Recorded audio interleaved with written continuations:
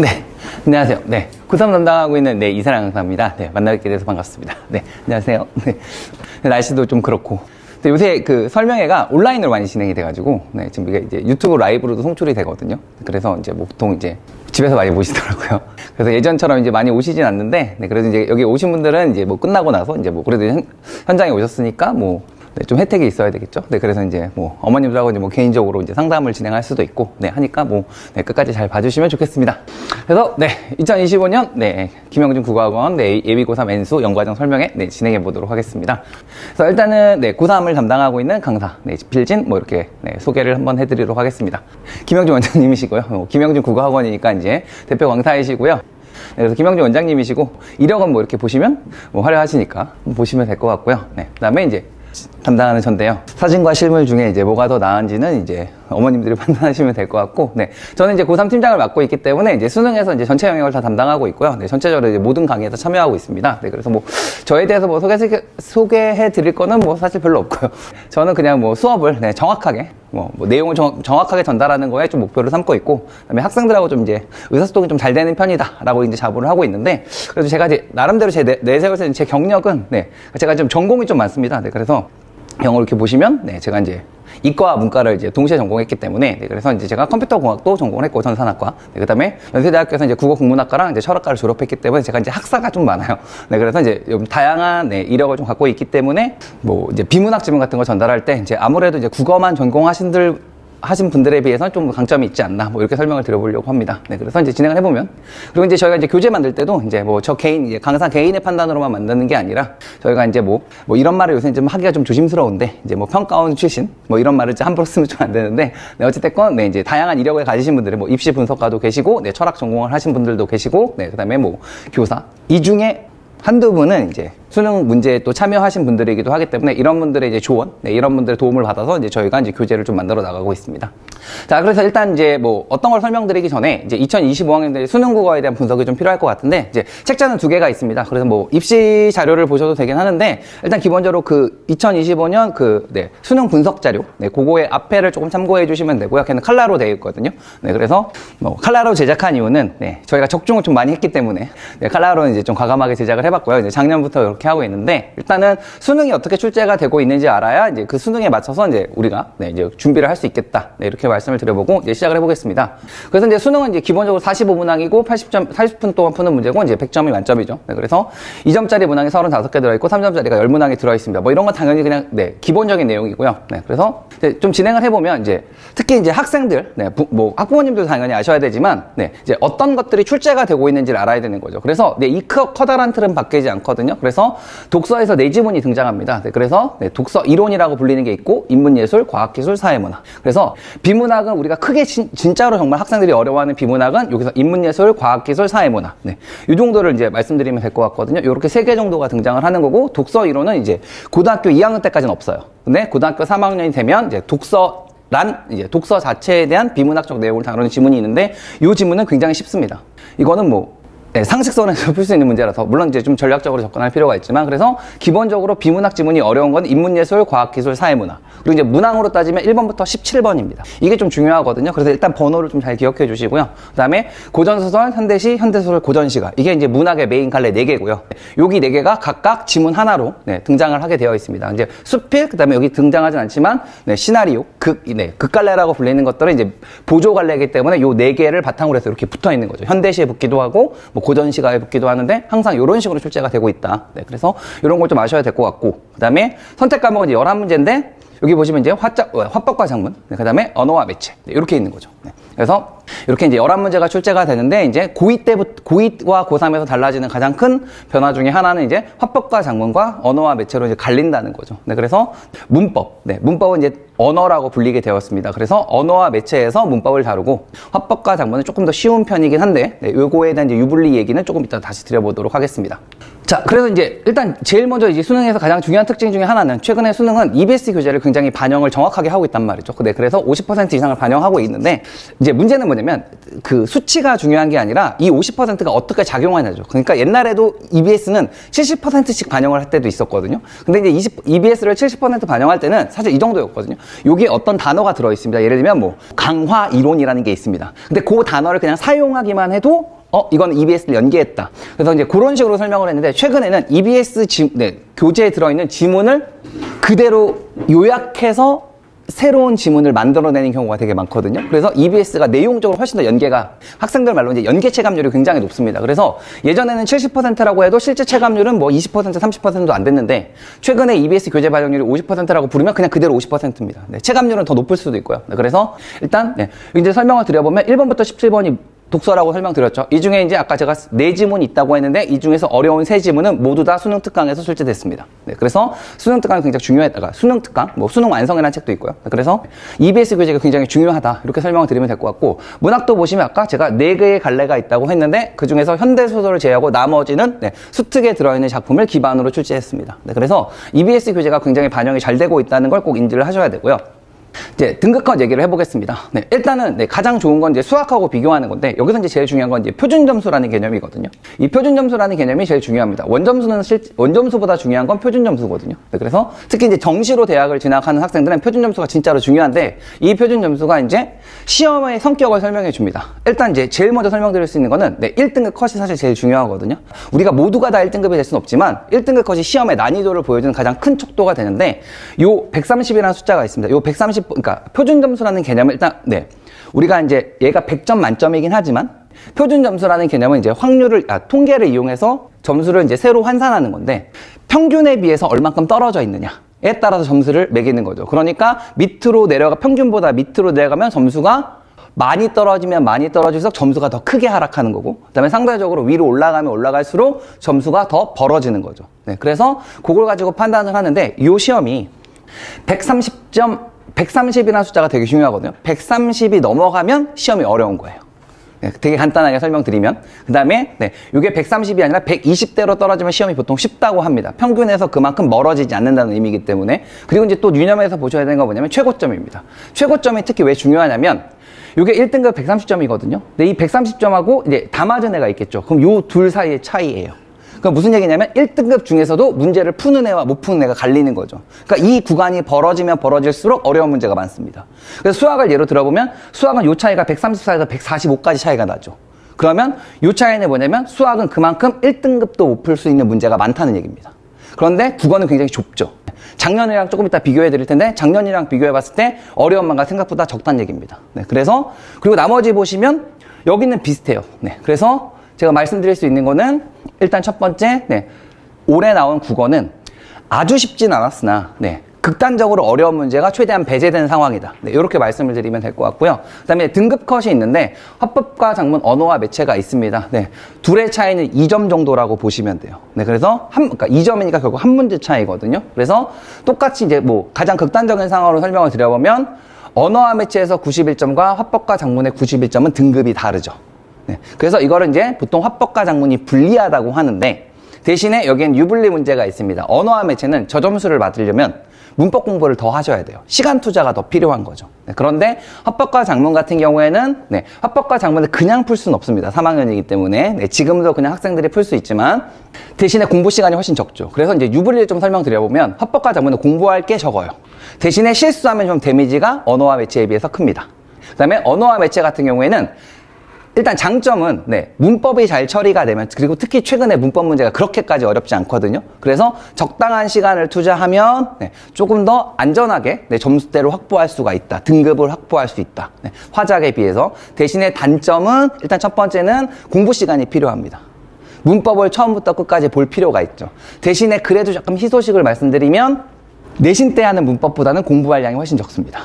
내신은 예외 위주로 물어보거든요. 학생을 줄을 세워야 되니까. 수능은 그런 게 아니고, 수능은 원리 위주로 물어보니까 기본적인 문법을 잘 알고 있으면 훨씬 더 쉽습니다. 그리고 또 하나의 단점은, 이 매체라는 영역이 화작하고 별반 다르지 않습니다. 그러니까 그냥 극단적으로 설명드리면, 사람이 말로 토의하는 걸 글로 옮겨놓으면 화작이라고 부르는데, 이걸 카카오톡으로 하는 걸로 상황을 바꿔놓으면 매체라고 불러요.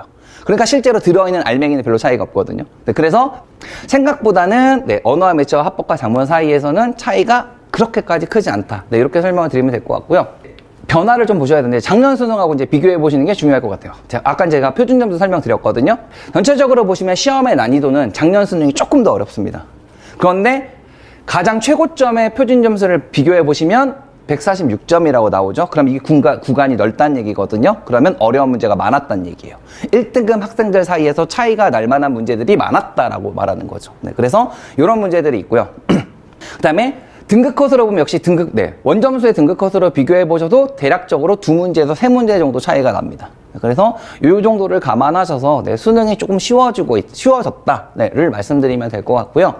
이거는 이제 올해 이제 학생들이 시험을 볼 거니까, 내년에 6월 모의평가라는 시험하고 9월 모의평가라는 시험을 잘 보시면 돼요. 그래서 거기에서 올해 평가원이라는 기관에서 수능을 어떻게 출제할지의 방향성에 대해서 알 수가 있습니다. 그래서 이제 올해 수능을 본 이제 기존 수험생 기준으로 설명을 드리면 6월 모의평가 되게 어려웠어요. 그런데 9월 모의평가 극단적으로 쉬웠거든요. 등급컷이 97, 98이 1등급을 맞을 정도로. 그러니까 한 문제 틀리면 두 문제 틀린 애들이 2등급이 되는 그런 시험이었거든요. 그래서 시그널이 나오는 거죠. 6월 모의평가는 평가원으로 생각하기에 너무 어려웠다.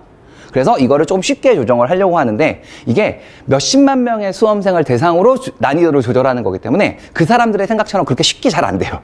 물론 굉장히 정교한 방식을 택했지만, 그러니까 굳이 따지자면 이런 거죠. 시험을 출제하는 사람은 조금만 쉽게 내볼까 하고 냈는데 푸는 사람 입장에서 너무 쉬워지는 거죠. 네, 이렇게 될 수도 있고, 또 반대로 예를 들어서 이제 내년에 6월 모의평가 너무 쉬웠습니다. 그러면 이제 평가원에서 이거 너무 쉽다라고 이제 생각이 들면 조금 올릴 거거든요. 그럼 이제 올릴 때도 마찬가지로 이게 정확하게 잘 올라갈 때도 있어요. 이번 수능은 잘 만들어졌다고 생각하는데 또 자기네들끼리는 우리 조금만 어렵게 내볼까? 이렇게 했는데 이게 난이도가 또 극단적으로 높아질 수가 있는 거죠. 그래서 이게 내는 사람과 문제를 출제하는 사람과 푸는 사람의 상황이 좀 다르기 때문에 그래서 그런 걸 좀 인지를 하시면 될 것 같은데, 어찌됐건 전반적인 수능의 기조는 극단적으로 어려운 문제 배제한다는 얘기죠. 뭐 킬러 문항이란 말은 전 별로 동의하지 않는데, 킬러 문항은 올해도 있어요, 사실은.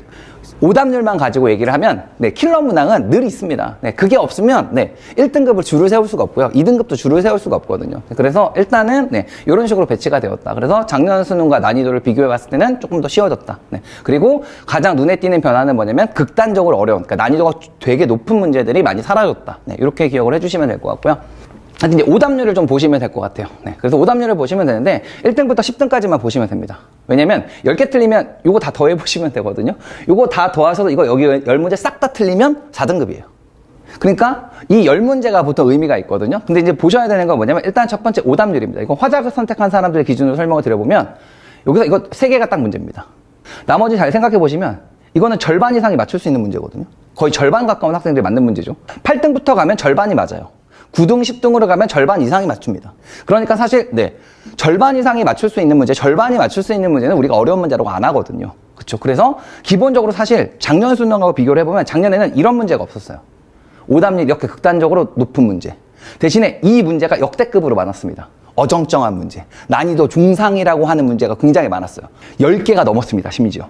그래서 작년의 시험은 학생들한테 시간을 뺏었어요. 그러니까 문제마다 시간을 조금씩 더 걸리게 만드는 거죠. 그러니까 문제를 효율적으로 풀지 못하는 학생들은 데미지를 크게 입었습니다. 근데 올해 같은 수능은 잘 보시면 그런 경우가 아닌 거죠. 여기까지는 다 풀 수 있어야 돼요. 여기까지는 이제 57.7%니까 그러면 적어도 10명 중에 4명은 맞춘다는 얘기거든요. 그럼 10명 중에 4명 안에는 들어와야 수능에서 유의미한 성적이라고 부를 수가 있는 거죠. 그러니까 사실 이 세 문제가 문제입니다. 그리고 이 세 문제가 어느 정도 어려운지는요, 요걸 보시면 돼요. 제가 이제 여기 색깔을 표시해놨는데 붉은색이 정답이거든요. 근데 잘 생각해 보시면요, 요거는 정답을 선택한 비율에 비해서 오답을 선택한 비율이 더 높습니다. 이런 문제가 어려운 문제인 거죠. 그러니까 그리고 잘 보시면 두 문제에서 가리는 게 아니라 선집 18.5%인데 여기 16.9, 25.7이죠. 이거 보시면 뭘 할 수 있냐면 이 문제가 그냥 학생들이 너무 어려운 거예요. 뭘 고를지 아예 감도 못 잡은 문제인 거죠. 그래서 오답률이 이렇게 높게 나오는 거죠. 이건 10명 중에 2명밖에 못 맞춥니다. 그래서 확인해 보시면 이렇게 되는 거죠. 이거 마찬가지 이것도 보시면 3개 정도가 오락가락하는 문제. 그리고 비로소 여기 정도 와야지 이제 정답 선택률이 오답 선택률보다 높아지죠. 그래서 이 정도까지가 유의미한 문제고 이 3개의 문제는 다 독서에 들어있습니다. 그래서 작년 같은 경우에 문학이 굉장히 어려웠었거든요. 그런데 올해 같은 경우에는 독서가 다시 메인입니다. 그래서 독서를 좀 보셔야 되겠다. 그래서 여기를 보시면 독서, 문학, 독서 이렇게 돼 있죠. 화작 선택자를 기준으로 설명드리면 이렇고요. 엄매도 똑같습니다. 엄매 선택자를 기준으로 봐도 네, 어차피 1등부터 9등까지는 똑같거든요. 네, 1등부터 9등까지 똑같습니다. 여기 이제 정답률이라고 하는데 이거 네, 오답률이고요. 이거 하나 오타가 생겼네요. 자, 그래도 이제 보셔야 되는 게 뭐냐면 결국 문학하고 독서가 굉장히 중요하다. 그래서 이제 엄매 선택자들을 기준으로 좀 설명을 드려보면 생각보다 문법이 괜찮다는 얘기죠. 문법이 그렇게 안 어려운 거예요. 왜냐면 10등 안에도 못 드니까. 사람들이 틀리는 문제 없습니다. 네, 그러니까 문법에 대한 부담을 좀 놓고 네, 괜찮다고 하면 네, 문법을 선택하는 게 맞다고 저는 일단 엄매를 선택하는 게 좀 더 괜찮다고 생각이 드는데 학생들의 상황마다 좀 다르니까 특히 이제 이과생 같은 경우 또 뭐 예체능을 선택하는 경우들은 국어 공부에 할애하는 시간을 많이 만들기가 좀 어렵거든요. 근데 그런 경우는 이제 화작을 선택하고 대신에 안 틀리면 돼요. 네, 대신에 안 틀리면 되는데 네, 그거에 대한 얘기는 또 한 가지 네, 진행을 해보도록 하겠습니다. 자, 그래서 오답률은 이렇게 네, 양쪽을 비교해 보시면 됩니다. 네, 그래서 달라지는 건 맨 마지막 문제 하나가 다르다. 네, 뭐 이건 그렇게 유의미한 데이터는 아닌 것 같고요. 그래서 이렇게 보시면 됩니다. 자, 그래서 이제 이렇게 이제 수능이 출제가 됐기 때문에 혹은 출제가 되고 있기 때문에 앞으로 이제 어떻게 학습 방향을 가져갈까 이게 사실 제일 중요한 거죠. 그래서 이제 설명을 드려보면 일단 표준 점수가 138이라고 아까 설명드렸죠. 네, 이 얘기는 결국 어려운 문제 별로 없다. 생각보다 어려운 문제가 별로 없다. 네, 극단적으로 설명드리면 세 문제입니다. 그럼 거꾸로 말씀드릴 수가 있어. 이 세 문제거든요. 근데 아까 생각해보니 이 세 문제를 다 틀리면 2등급이 될 수가 있어요. 그런데 어쨌든 셋 중에 한 문제만 맞추면 되고 나머지 문제는 결국 무슨 의미냐면 다 맞출 수 있다는 얘기죠. 절반 이상이 맞출 수 있는 문제는 잘 생각해보시면 3등급 이상의 학생들이 다 맞춘다는 얘기고 3등급 정도, 3, 4등급의 학생들이 맞출 수 있는 수준의 문제란 얘기거든요. 그냥 퍼센테이지만 비교하면. 근데 왜 못 맞출까요? 네, 그래서 이제 거기에 대한 얘기를 좀 보셔야 되는데, 자, 그래서 제가 설명드리는 건 대부분 풀 수 있는 문제다. 대부분 풀 수 있는 문제가 출제가 되고 있는데, 그리고 그런 시그널을 계속 주고 있는데 왜 학생들을 못 풀까요? 일단 1번. 이겁니다. 제가 3등급부터라고 써놨는데요. 3등급까지는 제가 그냥 감히 단언컨 3등급에 도달하는 것까지는 제가 딱 하나만 설명드리면 될 것 같아요. 그냥 성실하게 1년을 보내면 누구나 3등급을 맞을 수 있습니다. 제가 단언컨대 맞을 수 있다고 생각하거든요. 그래서 3등급 이상인데 성적이 더 안 올랐다. 그러면 제 탓이라고 생각해요, 저는. 근데 3등급에 도달 못하는 거는 솔직히 말하면 학생들의 탓이 제일 큽니다. 왜냐면 불성실해요. 이따가 사례를 보여드릴 건데 동일하게 시작한 한 학생이 있어요. 네, 근데 3등급은요, 제가 말씀드리면 9등급도 3등급 된다고 저는 말씀드릴 수 있거든요. 왜냐면 절반이 맞출 수 있는 문제를 모두 다 맞추면서 정확하게 3등급이 되거든요. 3등급을 넘어가요, 오히려. 그래서 3등급부터가 진짜 국어 공부다. 그럼 3등급 전까지는 뭐냐면 성실도를 체크하는 거에 가깝다라고 설명드려도 될 것 같아요. 저는 어렸을 때부터 책을 안 읽었어요. 네, 저는 원래 공부를 해본 경험이 없어요. 다 3등급에 도달하실 수 있습니다. 대신에 1년이 필요해요. 그리고 지금부터가 필요한 거고. 그래서 이제 설명을 드려보면, 자, 일단 첫 번째 뭐냐면 지문에 대한 이해가 부족하다고 되어 있는데, 이건 제가 사실 수업 시간에서 제일 신경을 많이 쓰는 거거든요. 학생들이요, 지문을 똑바로 안 읽어요. 똑바로 안 읽는다는 얘기가 뭐냐면, 분명히 지문을 다 정확하게 읽은 상황에서 문제로 내려가야 됩니다. 그런데 학생들이 시간에 쫓기고 그다음에 지문을 이해하기가 어려우니까 지문을 대충 읽어요. 근데 이제 문제는 뭐냐면 당장 수능을 볼 게 아니란 말이죠. 그러니까 어머님들도 꼭 아셔야 되는 게 당장의 모의고사 성적에 집착하시면 안 돼요. 그건 아무것도 설명해 주지 않습니다. 그리고 가장 중요한 건 뭐냐면 시험은 세 가지 시험만 중요해요. 네, 물론 3월 학평도 중요한 시험이긴 하지만 평가원, 그러니까 한국교육과정평가원이라고 불리는 수능을 출제하는 기관에서 보는 시험은 3개밖에 없습니다. 고1, 2 때는 본 적이 없어요. 볼 수도 없고. 그래서 교육청에서 출제하는 모의고사도 물론 좋은 모의고사이긴 하지만 학생들이 대학을 진학하기 위해서 봐야 되는 시험하고는 약간의 성격이 다르다는 거죠.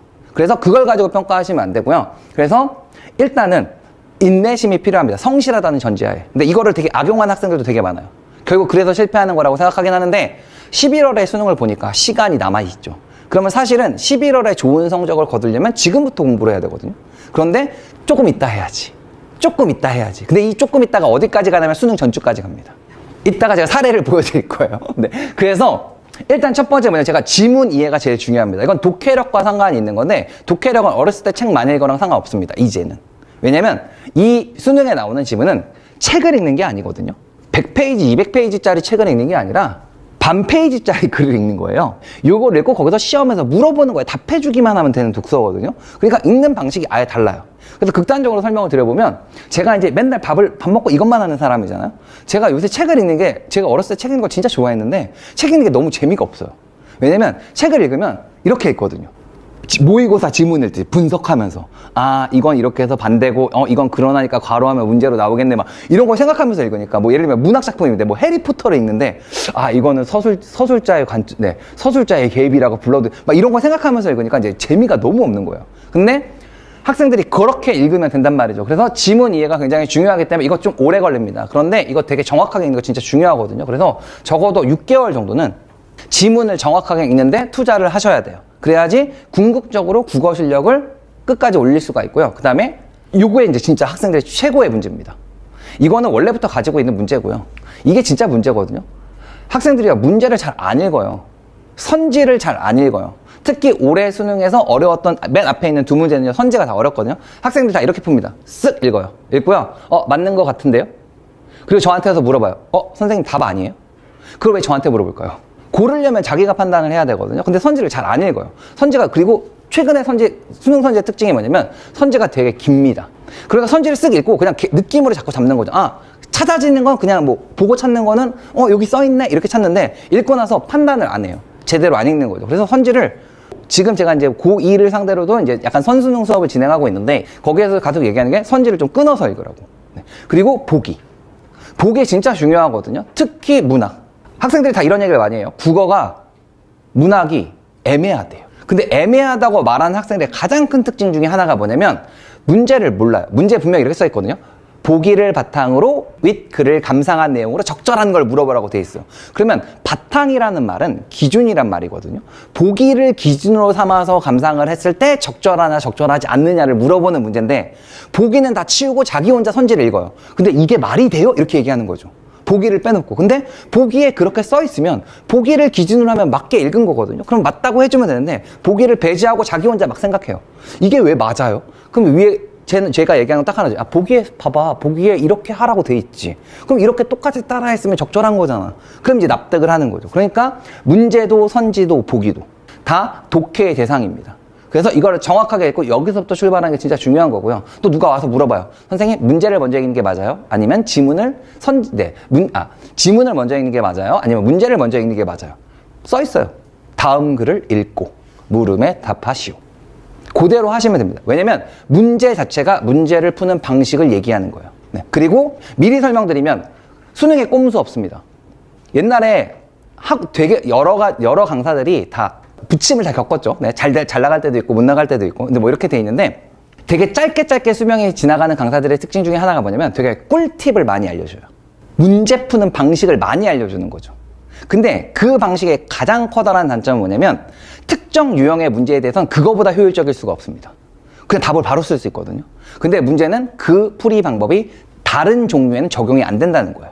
그러니까 만약에 가장 이상적인 상황은 학생이 그 문제에 따라서 문제 풀이 방법을 선택할 수 있으면 제일 좋은데 학생들이 그 정도 수준이 되면 수능을 볼 필요가 없습니다.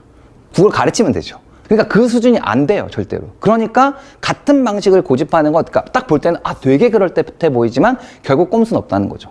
그래서 그 문제가 나온다는 보장도 없고. 그래서 일단은 가장 정직하게 읽는 게 제일 중요하다 이렇게 설명을 드릴 수 있을 것 같고요. 그래서 결론이 이겁니다. 모든 건 다 읽고 풉니다. 그래서 모든 것은 독해 대상이라고 꼭 생각을 해주시고요. 여기서부터 이제 제 수업은 출발을 항상 하고 있고요. 그다음에 시간이 부족합니다. 시간이 부족하죠. 근데 이것도 이제 생각을 해보셔야 돼요. 시간이 왜 부족할까요? 네, 그래서 시간이 부족한데 이제 하나씩 생각을 해보면, 자, 일단 첫 번째, 시간을 줄여야 되거든요. 시간이 부족하면 시간을 줄여야죠. 근데 학생들이 오판하는 게 있어요. 뭐냐면 일단 1번, 서두르는 건 빠른 게 아닙니다. 서두른 건 그냥 서두른 거예요. 그죠? 우리가 이제 뭐 사자성어에도 주마간산이라는 게 있거든요. 그죠? 달리는 말을 타고 있으면 주변이 안 보여요. 그렇게 문제를 풀면 문제를 잘 풀 수가 없습니다. 그러면 근데 시간은 80분으로 정해져 있거든요. 그래서 제일 중요한 건 뭐냐면 학생들 이걸 제일 못하는데, 이것도 제일 못하는 거라고 생각하기 때문에 제가 다 파워포인트에 다 넣은 건데, 쉬운 문제를 정확하게 풀어야 됩니다. 빠르게. 시간을 아끼려면 여기밖에 없어요. 그러니까 내가 원래 풀 수 있는 문제를 더 잘 푸는 거. 이게 진짜 시간을 줄이는 거죠. 어려운 문제는 원래 어려운 거기 때문에 시간을 충분히 들여야 돼요. 근데 어려운 문제를 그냥 풀어도 어려운데 더 빨리 푼다? 이건 사실 되게 어려운 얘기죠. 그래서 제가 드리고 싶은 얘기는 일단 특히 이제 수험생이라면 문제를 맞추기만 하는 사람이 되면 안 됩니다. 문제를 잘 맞추는 사람이 돼야죠. 그래서 특히 공부를, 죄송해요 어머님, 애매하다고 설명드려서, 성적이 애매한 애들이 다 이런 걸 많이 해요. 성적이 2등급에 딱 걸려있는 애들, 1등급으로 못 올라오는 애들 다 뭐냐면 여기 멈춰있어요. 왜냐면 쉬운 문제를 연구를 할 필요가 없거든요. 자기가 풀면 맞추거든요. 근데 얘보다 잘하는 애는 이 문제를 1분이면 풀어요. 똑같이 답을 맞춰도. 근데 얘는 한 5분 걸려요. 그러면 그 문제에선 차이가 발생하지 않지만 다른 문제, 45개 풀어야 되잖아요. 다른 문제에서 당연히 차이가 발생하죠. 그래서 일단 제일 중요한 성적을 올리려면 토대가 단단해야 됩니다. 쉬운 문제를 쉽고 정확하고 빠르게 효율적으로 푸는 방법을 먼저 다 쌓은 다음에 그 다음에 한 문제만 더 맞추면 성적이 올라가는 거죠. 학생들 중 또 제일 바보 같은 게 이런 거예요. 어려운 문제를 맞추려고 되게 노력을 많이 해요. 근데 문제는 그래서 오랜만에 평소라면 틀렸을 뭐 과학 지문제 3점짜리 문제를 하나 맞췄습니다. 근데 2점짜리 문제 그날 2개 틀려요. 평소라면 맞췄을 거를. 왜냐면 그거 풀다가 시간 다 뺏겨서. 그러니까 그런 거는 되게 바보 같은 짓이란 말이죠. 그래서 일단 여기가 제일 중요합니다. 쉬운 문제를 정확하게 빠르고 푸는 것부터 시작한다. 그리고 두 번째, EBS 연계되는 거 다 알거든요. 네. EBS 연계 교재 진짜 중요합니다. 왜냐면 제가 또 이거 극단적으로 설명드려보면 EBS 연계 교재 없어도 1등급인 애들은 문제 다 맞출 수 있어요. 그러니까 국어를 뭐 1등급에서 맨날 1등급만 맞는 애들은 EBS 연계 교재 없어도 문제 다 맞추거든요. 근데 제가 드린 얘기는 이거예요. 뭐냐면 연계 교재 있으면 더 쉽게 풀 수 있습니다. 더 빠르게 풀 수 있고 시간을 더 가져갈 수가 있어요. 왜냐면 극단적으로 얘기하면 내가 예를 들면 이제 이번 수능에 배를 밀며라는 시가 있거든요. 근데 그게 수특에 들어있어요. 근데 그러면 이제 수특을 잘 공부한 학생은 그 시를 다 배웠거든요. 근데 수능에 갔더니 그 시가 하나 나와 있어요. 그리고 공부가 잘 되는 애들은 걔를 안 읽어도 되거든요. 배를 밀며 나왔네? 그럼 그냥 바로 풀면 되거든요. 그러면 세상에서 속도를 제일 빠르게, 그러니까 읽는 속도를 가장 빠르게 할 수 있는 제일 첫 번째 방법은 분량을 줄이면 돼요. 너는 한 권 읽으면 되는데 너는 100페이지 읽어야 돼. 나는 50페이지 읽어야 돼. 그러면 똑같은 능력이라면 당연히 50페이지 읽는 애가 훨씬 더 유리하죠. 그래서 EBS 연계 교재 굉장히 중요하다고 꼭 설명드리고 싶고요. 네. 그리고 저는 국어학원이니까 제가 특정 어떤 강사들을 비난할 생각은 전혀 없지만 EBS 연계 교재가 중요하지 않다라고 말하는 강사들은 다 잘못됐다 생각합니다. 왜냐면 EBS 연계 교재 없어도 돼요. 독서 같은 거 특히. 네, 없어도 되거든요. 근데 없어도 되는데 이게 있으면 훨씬 유리한데 유리한 길을 가야 돼요. 근데 문제는 EBS 연계 교재는 준비하기가 되게 어렵습니다. 왜냐면 매년 새로 나오거든요. 그래서 인강 강사들이 대비가 좀 늦어요. 왜냐면 인강 강사들 보통 스케줄이 많으시잖아요. 그래서 스케줄이 좀 늦어요. 그래서 좀 천천히 나옵니다. 그리고 항상 코멘트를 다는 게 있어요. 중요한 작품만 보면 된다. 독서는 별로 중요하지 않다. 이런 식으로 다 자르는 거죠. 근데 제가 생각할 땐 그렇지 않거든요. 그래서 수험생 입장으로 따진다면 다 봐야죠. 하나라도 1점이라도 더 맞으려고 노력을 하려면 당연히 다 보고 들어가는 게 맞습니다. 물론 마지막에는 좁힐 수가 있어요. 중요한 거, 좀 더 핵심적인 거. 하지만 처음엔 다 봐야 된다. 특히 내신도 고3 때 내신을 신경 쓰셔야 되는 학생들은 특히 연계교재가 보통 다 시험범입니다. 네, 그래서 고3 때는 내신은 보통 연계교재로 진행하거든요. 그래서 EBS 연계교재가 중요하다. 네, 그리고 분량이 많아요. 네, 그래서 국어만 설명드리면 국어는 수능 시험장에 가시려면 3권이 필요합니다. 4권이 필요하군요. 수능 특강이라는 책이 3권이 필요해요. 그리고 수능 완성이라는 책이 1권이 필요합니다. 그래서 수능 특강은 문학, 독서, 그 다음에 언매 화작 중에서 택일.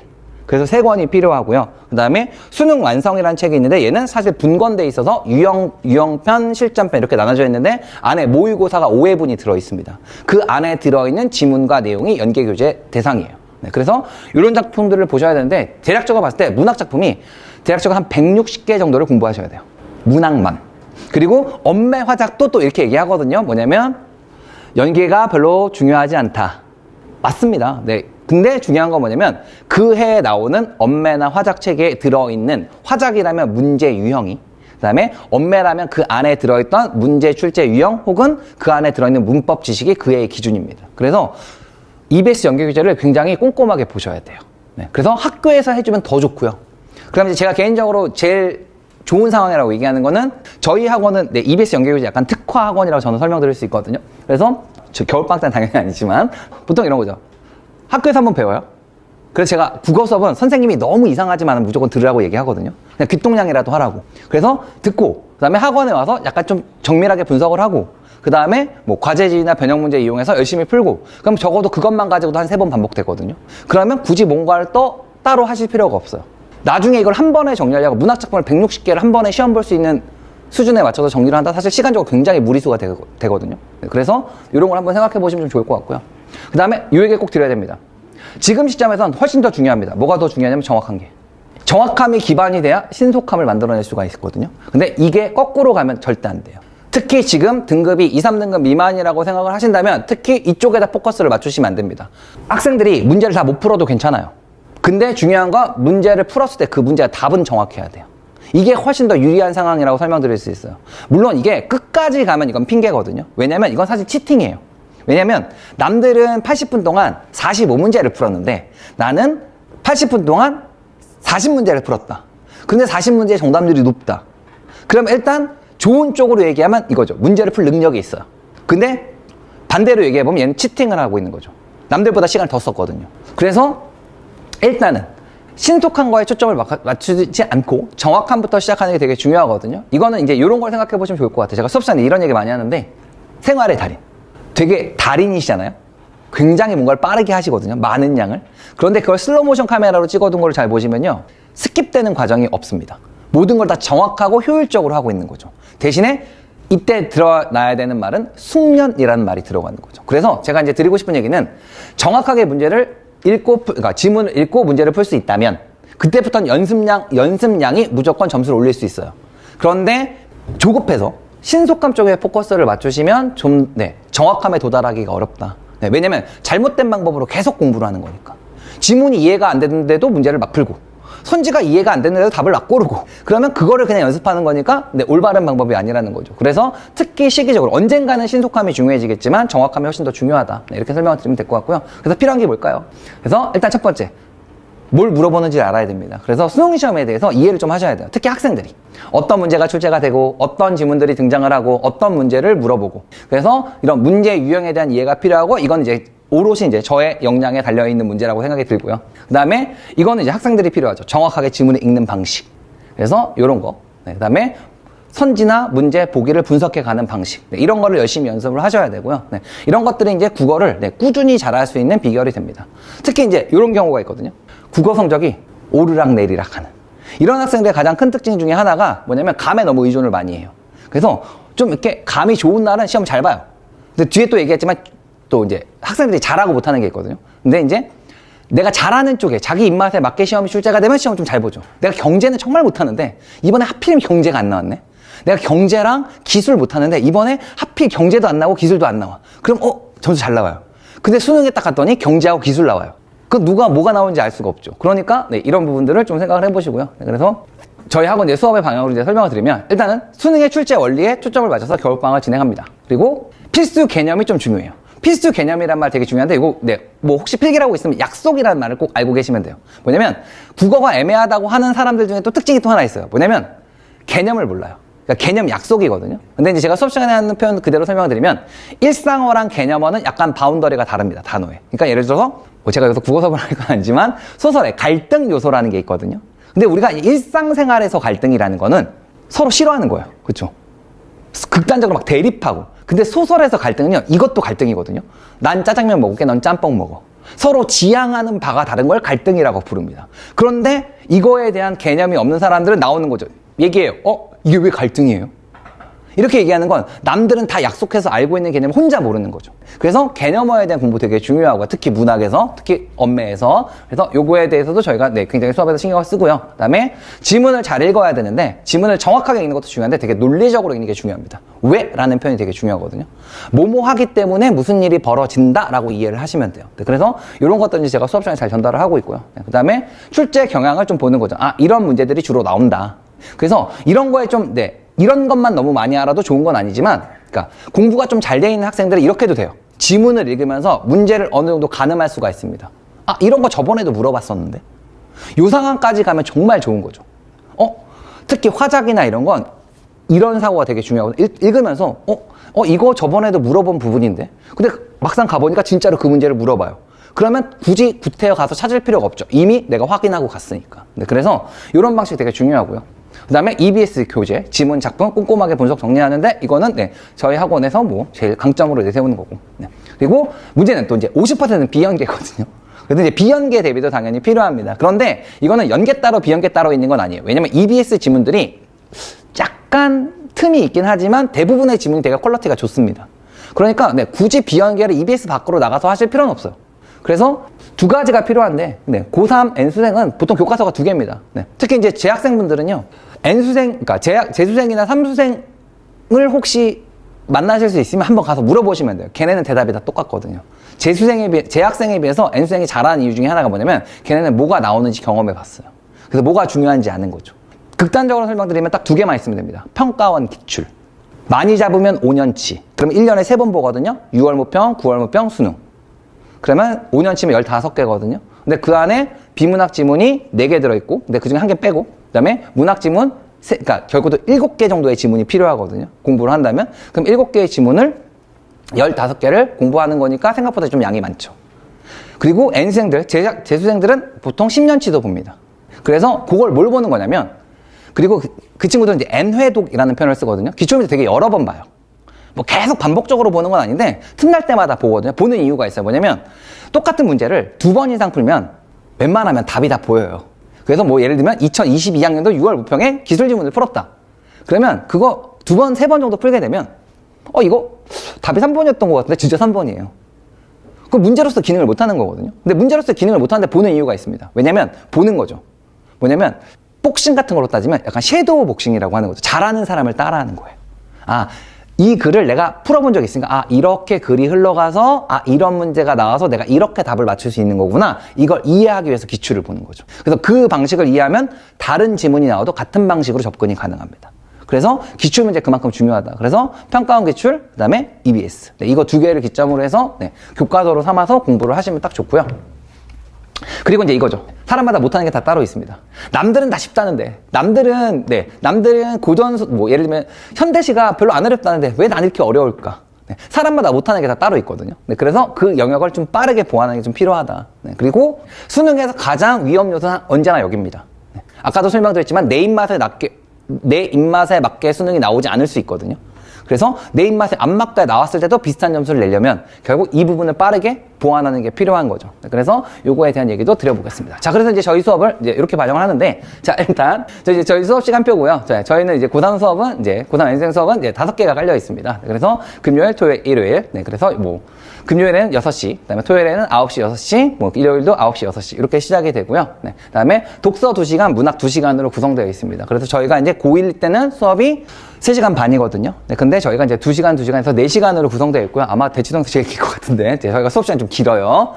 그래서 독서와 문학을 균형 있게 보게 되어 있고, 여기서, 여기 토요일 6시 수업만, 원장님이 참여하십니다. 그래서 여기 보시면 이제 여기만 이제 원장님이 직강으로 들어오시거든요. 근데 이제 뭐 차이를 좀 설명을 드려보면, 이제 이게 제일 많이 궁금해 하시니까. 자, 그래서 토요일 6시 수업을 제외하고 나머지 수업은 이제 제가 기본적으로 다 진행을 하는데, 그러니까 저희 수업의 가장 바탕이 되는 수업은 제가 원래 혼자 진행하게 되어 있어요. 그래서 독서의 뭐 최신 출제 원리, 기출문제 분석하는 거는 독서 문학을 다 제가 담당을 하고 있고요. 원장님이 들어오시는 수업은 이제 토요일 6시도 4주를 참여하실 건데, 4주 참여해서 특징은 뭐냐면 원장님이 하실 거는 요겁니다. 핵심 독서 주제라고 불러서 독서에서 자주 등장하는, 그리고 약간 수능적 사고를 요구하는 주제들을 아마 따로 설명을 하실 거예요. 그래서 이걸 4주간 수업으로 하실 건데, 요 수업은 이제 다른 학생들도 필요하거든요. 그래서 이제 다른 수업 같은 거 이렇게 될 거예요, 아마. 그래서 이제 토요일 6시는 기본적으로 우리가 진행하고 있는 영역별 필수 기출 분석, 이런 것들은 기본적으로 똑같이 2개가 다 이루어지는데, 토요일 6시는 3주차부터 6주차까지 요 4주 동안만 원장님이 현강에서 핵심 독서 주제를 강의하시고, 대신에 필수 기출 분석이 온라인으로 진행이 될 거고요. 그 다음에 나머지 수업은 반대로 독서는 기출 분석은 현장에서 하고, 그 다음에 원장님이 수업하시는 거는 온라인으로 진행되고, 그래서 사실은 큰 차이는 없습니다. 그래서 이렇게 보시면 좋을 것 같고요. 그래서 이제 10주 커리큘럼인데요. 그래서 독서는 이제 기본적으로 이제 최신 수능 문제를 분석을 바탕으로 해서 핵심 주제. 이거는 개강 안내문에 다 있습니다.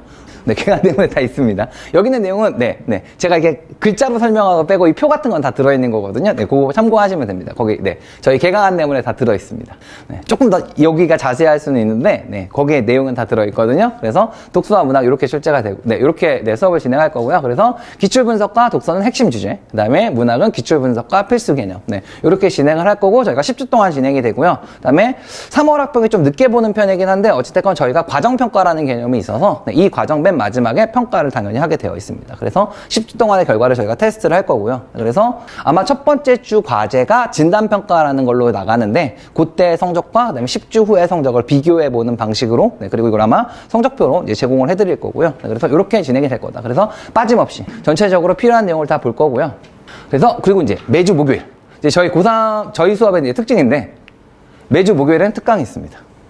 그래서 아까 말씀드렸지만 저희가 독서하고 문학밖에 안 하잖아요. 그래서 왜냐면 사실 독서와 문학이 메인이긴 한데, 저희가 이제 국어 전문학원에서 최대의 강점은, 뒤에서 다시 설명드리겠지만 저희가 되게 균형적이에요. 공통 과목 무료 특강이 있습니다. 네, 그래서 네, 이제 일단 뭐 고3 수업은 수능을 보기 전 마지막 파이널 과정을 제외하고는 매주 특강이 있습니다. 한 주도 안 빼놓고 다 있습니다. 첫 주만 빼고. 그래서 매주 특강이 있고 다 무료고요. 네, 그래서 네, 일단은 학생들이 좀 네, 접근성이 떨어지는 경제 지문에 대한 특강, 그 다음에 고전 시가에 대한 특강이 2회분씩 준비가 되어 있고요. 네, 그래서 요거 이제 뭐 날짜는 다 개강 안내문 같은데 다 들어가고, 그다음에 뭐 등록하시게 되면 네, 학생들이 받는 자료, 네, 과제집에다 네, 스케줄이 다 들어가거든요. 달력으로 다 들어가니까 네, 요거 보고 이제 그때 참가하시면 되고 온라인으로도 들을 수 있습니다. 네, 그래서 집중적으로 이제 경제 지문, 그다음에 고전 시가를 좀 공부하는 시간을 가질 거고요. 그다음에 선택 과목. 선택 과목 저희 같은 경우는 이제 언어와 매치 6주 특강이라고 되어 있는데 실제로 이제 문법 특강이거든요. 문법 특강인데 6주 동안 합니다. 그 요 6주 안에 네, 수능에 나올 만한 모든 문법을 다 공부할 수 있습니다. 이것도 역시 무료 특강이고요. 그다음에 화작이 왜 특강이 필요하실지는 네, 학생들이 들어보면 알아요. 제일 만족도가 높은 특강입니다. 그래서 화작은 사실 운전면허 1차 시험하고 똑같거든요. 그냥 풀어도 돼요. 그냥 풀어도 대충 다 맞거든요. 근데 대충 다 맞으면 안 된다니까요. 아까 설명드렸지만 정확하고 빠르게. 그래서 실수 없이. 네, 그래서 그거를 위해서 마련된 약간 전략적 특강이거든요. 그래서 문제 유형에 맞는 어떤 문제 유형이 출제가 되고 어떤 문제를 출제가 되고 있고, 그 다음에 거기에 따라서 어떻게 수업을 해야 되는지, 어떻게 공부를 해야 되는지, 어떻게 문제를 풀어야 되는지를 알려주는 특강이고요. 네, 사실 화작 특강이 진짜 네, 만족도가 높았기 때문에 네, 이것도 네, 들어주시면 좋을 것 같고요. 네, 모든 특강은 이제 다 제가 진행을 하고요. 그 다음에 이제 뭐 저희 학원의 특별함에 대해서 이제 설명을 드려보면, 자, 일단 20년이고요. 올해 20주년입니다. 대치동에서 20년 동안 살아남기 어렵거든요. 저희가 제일 오래됐어요.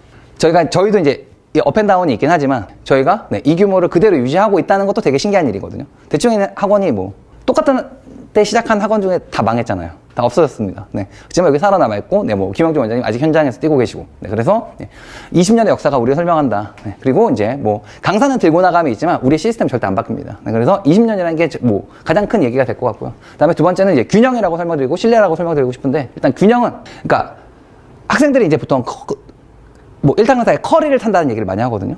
근데 저희 학원은 그럴 필요가 없어요. 왜냐면 저희는 그냥 균형, 네. 그러니까 예를 들면, 자기가 계획을 세워서, 이때는 이걸 들어야 되고, 이때는 저걸 들어야 되고, 이때는 이걸 해야 되고, 요거 하다가, 그러다가 중간에 뭐 빠지면 뭐 듣고 이렇게 된단 말이죠. 근데 저희 학원의 커리큘럼은 뒤에서 사실 설명드리겠지만 1년치 계획이 다 짜져 있습니다. 그리고 저희의 1년 계획은 수험생이라면 당연히 반드시 그 시간대 해야 될 일을 다 바탕으로 하고 있어요. 네. 그래서 굳이 뭐 조언을 들으실 필요도 없고요. 그냥 저희 학원 안 다니셔도 되는데, 커리큘럼은 복사해 가셔도 돼요. 그 시기에 그걸 하시면 돼요.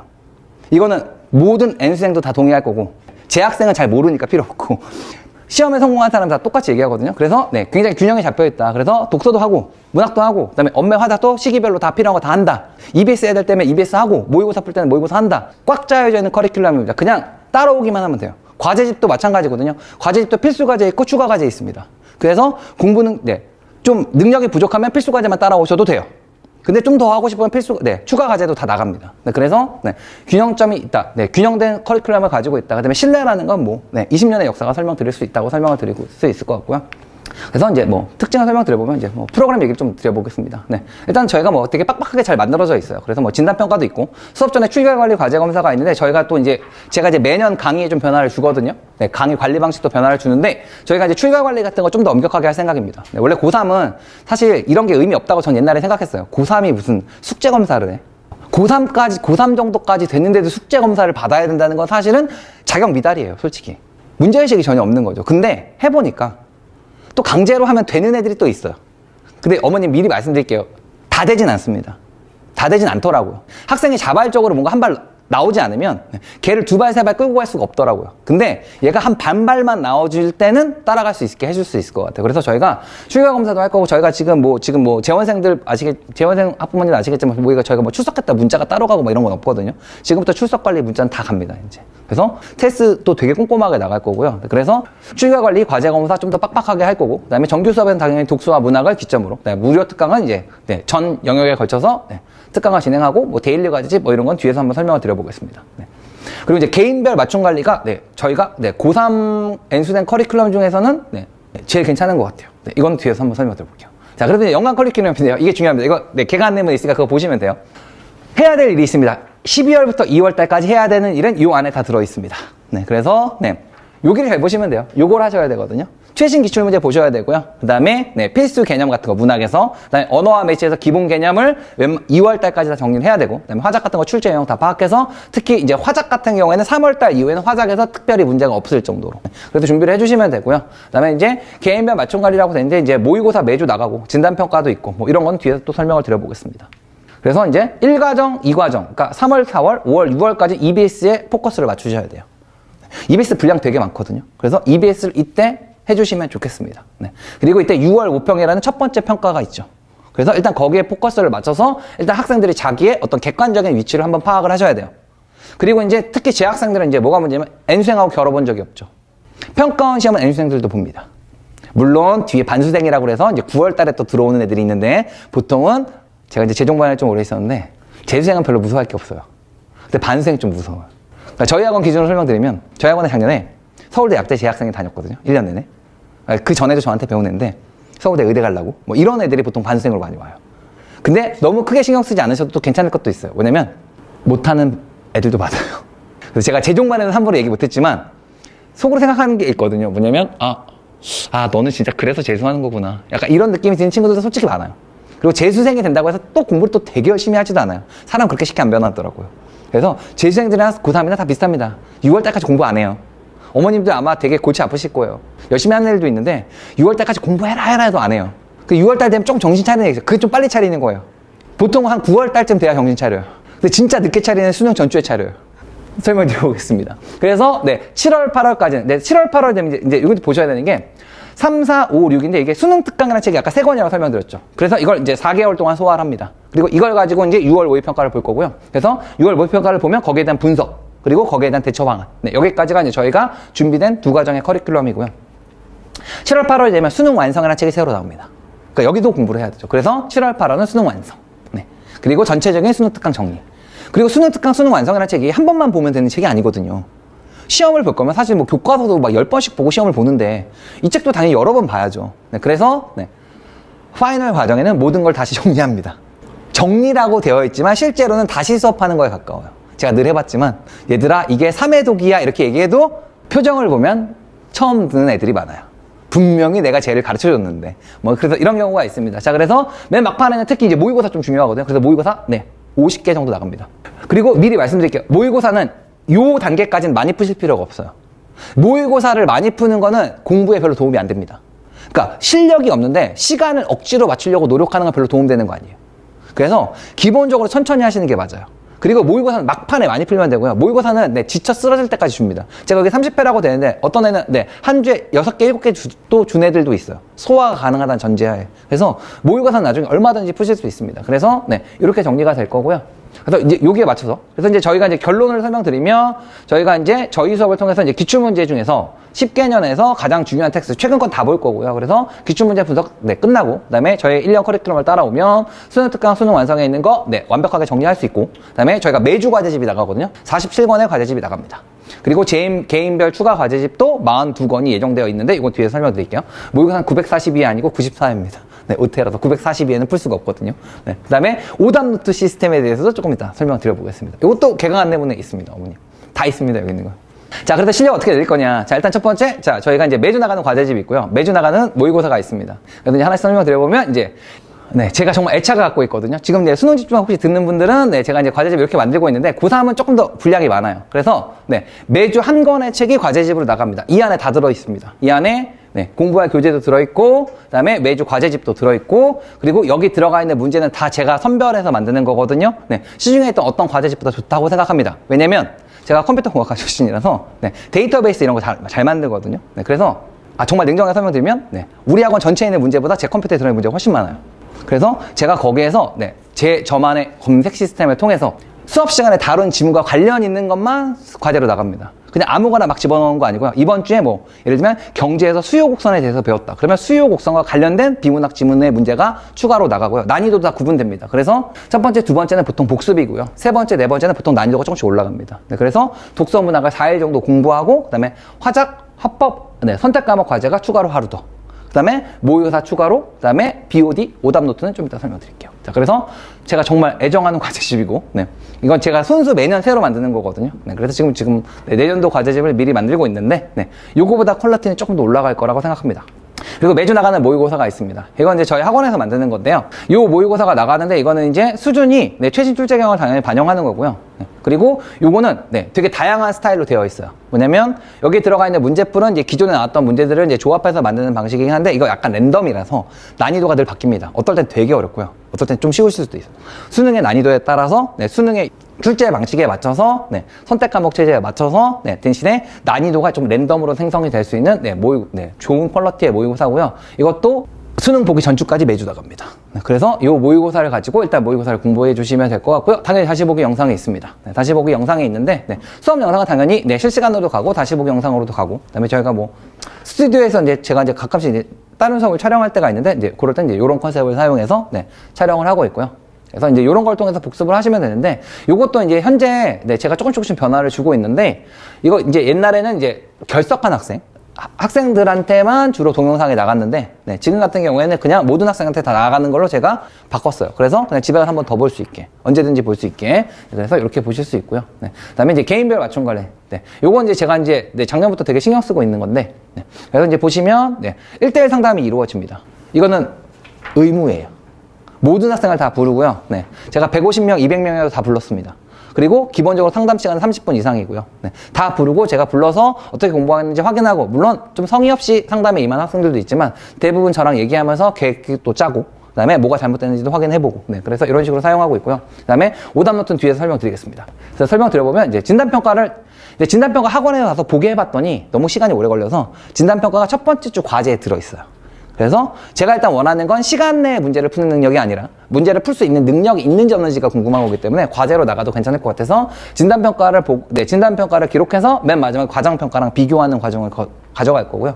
그 다음에 1대1 상담 아까 말씀드렸는데 개인별 학습 계획 수립 강의를 위해서 이제 한 명씩 다 부를 거고요. 이게 되게 좋은 것 같아요. 학생들하고 약간 유대감도 생기고 그 다음에 학생들이 뭘 진짜로 궁금해하는지 제가 알 수 있기 때문에. 그 다음에 여기 요거는 이제 저희 학원에만 있습니다. 아까 이제 모의고사가 저희가 나가거든요. 이제 그걸 BOD로 이제 OMR에 이제 마킹을 해서 가져오면 저희가 이제 문제가 굉장히 많거든요. 이거보다 조금 더 많은데 이제 여기서 이제 저희가 이제 문제 유형을 다 분류해 놨습니다. 그래서 본인이 틀린 유형의 문제만 따로 문제집으로 뽑아요.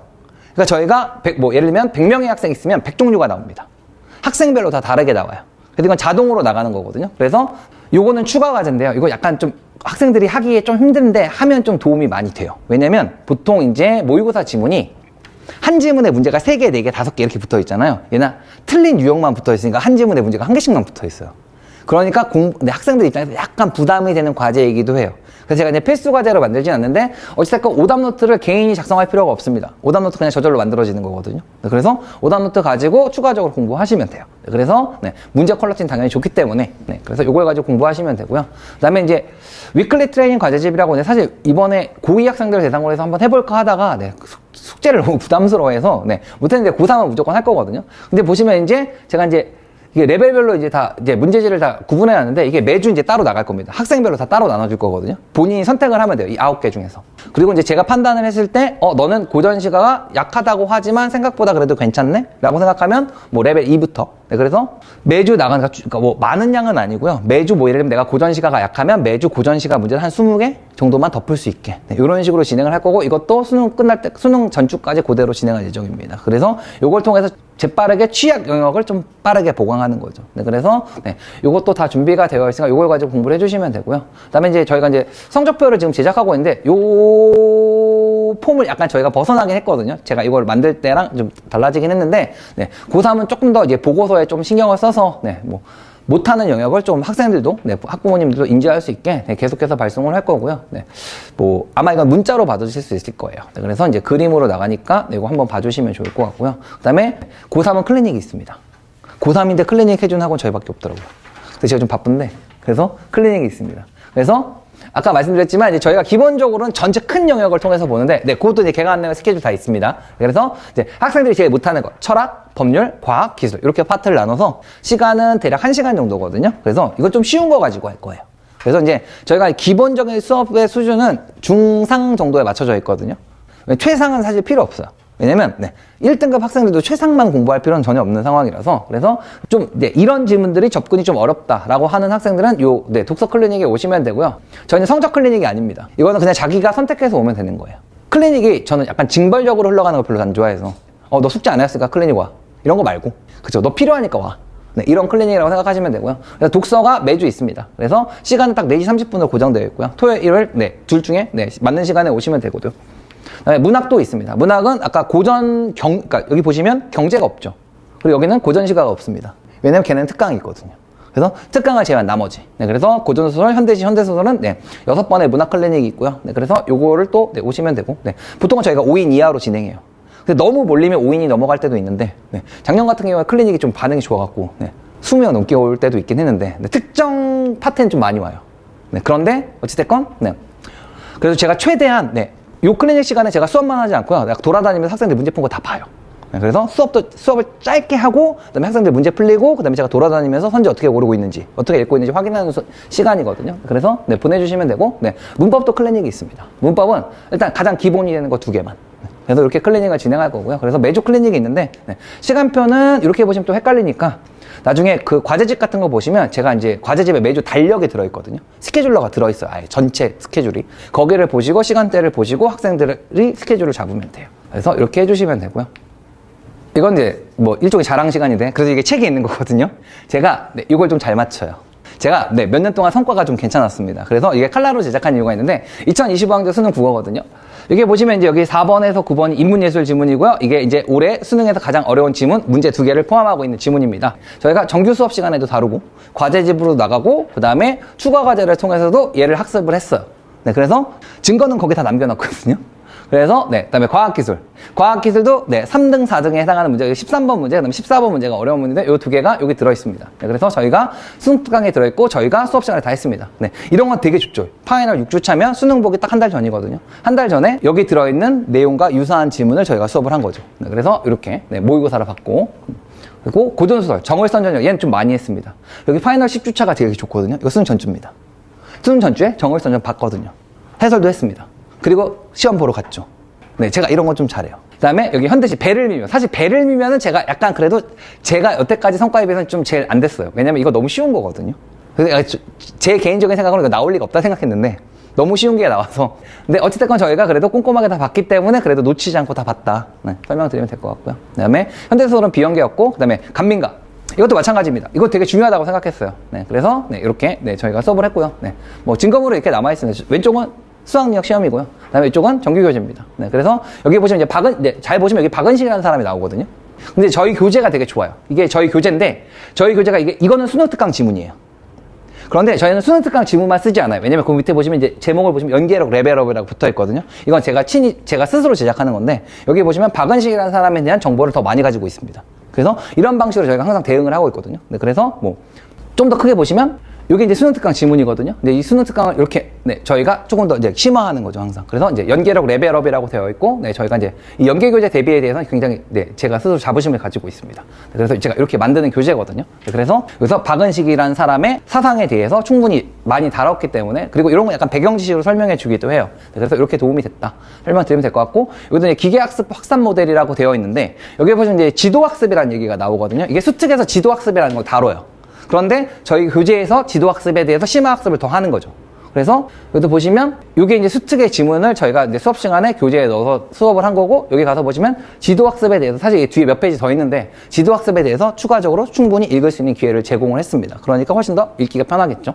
그래서 설명드리면 될 것 같고, 인터넷 아이디 명예훼손이라고 되어 있는데, 여기는 저희가 뭐 심화된 지문은 없었어요. 왜냐면 이게 리프킨이라는 사람을 다루긴 하는데, 리프킨이라는 사람을 가지고 이제 명예훼손이라는 걸로 이제 약간 주제를 바꾼 거라서 수특과 완벽하게 연계가 되어 있진 않는데, 뭐 이거는 그 자료 보시면 알겠지만 명예훼손과 관련된 상황에 대해서 저희가 과제집이나 이런 데서 되게 많이 다뤘기 때문에 뭐 학생들이 충분히 잘 풀 수 있었다. 그리고 이제 정월선 전형의 작품이 있습니다. 아까 설명드렸지만 수학능력 시험에 나왔고, 우리가 전주에 파이널 모의고사로도 받고, 그래서 이것도 이제 보시면 수특에 있는 지문은 당연히 저희가 공부를 하고요. 그 다음에 이것도 이제 연계력 레벨업이라고 부르는 파트가 있어요. 그래서 이건 보통 어떻게 공부하냐면 이 소설의 전체 줄거리를 다 봅니다. 그래서 그러니까 보통 수능에 이제 어떻게 출제가 되냐면 고전 소설에 수특에 들어있는 그러니까 소설이라면 같은 부분이 나오는 게 아니라 다른 부분이 많이 나오거든요. 네, 그래서 그 다른 부분을 대비할 수 있게 이제 다른 부분들에 대한 네, 지문들도 같이 공부하는 거죠. 전체 줄거리도. 그래서 이렇게 공부를 하고요. 그다음에 이건 배를 밀면 돼. 이런 거는 이제 저희가 또 따로 나가는 자료들이 있어요. 네, 그래서 작품 정리 자료가 다 나가 있었고. 그다음에 이제 간민가라는 작품인데 이것도 마찬가지죠. 이건 고전 시간인데요. 네. 물론 얘는 이제 사실 수특에 들어있는 그대로 나오긴 했는데 저희가 이제 수특을 이렇게 공부하기도 하는데 고전 시간은 사실 수특에 안 들어있는 부분도 나오거든요. 그래서 이제 여기 보시면 이제 이 간민가라는 작품이 수특에 들어있는 이게 간민가라는 작품의 전체가 아니에요. 왜냐면 여기 중략이라고 되어 있거든요. 그런데 네, 얘가 어느 부분이 나올지 모르니까 이제 저희가 연기력 레벨 이렇게 해서 간민가의 전문을 아예 다 봅니다. 여기 있는 해석은 제가 다시 다 바꿔놓은 거예요. 그래서 어휘도 훨씬 수특이 들어있는 것보다 훨씬 더 많고 수능 완성에 들어있는 부분이라면 미수록 부분에 대해서도 저희가 충분히 대비가 이루어지고 있습니다. 그래서 연계교재에 대해서는 저희가 정말 공부 잘 준비 대비를 하고 있고요. 그러면 작년에 어땠나? 봤을 때 작년에는 조금 더 나았어요. 작년에 더 많이 맞췄고 더 잘했거든요. 작년에는 작년에 결과물도 남아있고 그래도 여기는 뭐 그림을 따로 첨부하진 않는데 거기 교재에 보시면 저희 교재들을 다 충분히 보실 수 있습니다. 그래서 과제집에서도 다루고 이렇게 다 증거물을 남겨놨으니까 한번 봐주시면 됐고 일동장유가라는 작품은 정말 많이 했어요. 13번이나 했거든요. 13번이나 다뤘는데 이건 이제 작년 수능이죠. 올해 수능 말고. 그래서 이런 식으로 저희가 다뤘습니다. 자, 그럼 2026학년도 수능 국어는 어떻게 될까요? 뭐 제가 열심히 하면 또 좋은 결과가 있지 않을까 싶은데 그래서 이제 이런 걸 한번 남겨보겠습니다. 제가 뭐 전달드린 건 다 전달드린 거고요. 요건 이제 저희 학원 홈페이지에 있는 수강 후기거든요. 그래서 이제 잘 가르치다는 얘기도 있고 이건 그냥 저 구원생이 이런 말씀이 좀 그렇지만 이건 저 매기려고 쓴 것 같긴 한데 그렇죠. 그래서 어쨌든 이제 보시면 이제 이건 이게 계속 업데이트가 되고 있거든요. 올해 수능을 본 친구들은 이제 점점 써주고 있어가지고 그래서 이런 친구도 있는데 이제 읽어보시면 우리가 이제 자료가 괜찮다. 그다음에 이제 논리적인 문제풀이 이런 거를 이제 잘 설명한다. 이런 얘기가 들어있고 그래서 이런 학생들이 남겨주고 있으니까 나중에 학원 홈페이지 오셔서 첫 페이지에서 보실 수 있거든요. 그래서 수강 후기 같은 거 좀 참고해 주시면 좋을 것 같고요. 그다음에 이제 이렇게 더 궁금하시잖아요. 이건 이제 실제로 올해 받은 문자. 98점 맞은 친구 있고 사실 올해 수능에서 딱 2개 틀린 애가 하나 있거든. 2개 틀린 애가 있거든요. 근데 걔가 문자를 안 보내네요. 국어 하나밖에 안 틀렸는데 걔도. 그래서 여기 이제 98점 맞은 친구가 있고요. 언남고 학생이고 얘는 한대 보고 다니는 학생인데 얘는 94점이고 그래서 얘도 있고 여기도 세종고 다니는 학생인데 의대 가려고 하는 학생인데 95점이다. 이렇게 돼 있는데 이제 이게 궁금하시지 않을까요? 이런 학생이 좋은 거죠. 얘가 근데 되게 제가 이제 아까 설명드렸지만 성실하면 되거든요.